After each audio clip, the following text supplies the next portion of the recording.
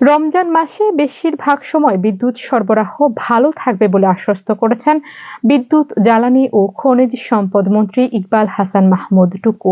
শুক্রবার সিরাজগঞ্জে গণমাধ্যম কর্মীদের প্রশ্নের জবাবে তিনি একথা বলেন। মন্ত্রী বলেন, আমি চেষ্টা করছি নিরবচ্ছিন্ন দেওয়ার জন্য।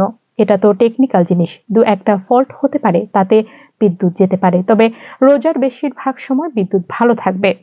বিদ্যুৎ মন্ত্রী বলেন, সামনে কৃষি মৌসুম, আবার গ্রীষ্মকাল, এটাকে ট্যাকেল দেওয়া এটা খুব কঠিন, কিন্তু আমি চেষ্টা করব প্রাণপণে যা আছে তাই দিয়ে এটাকে ভালোভাবে চালানোর জন্য।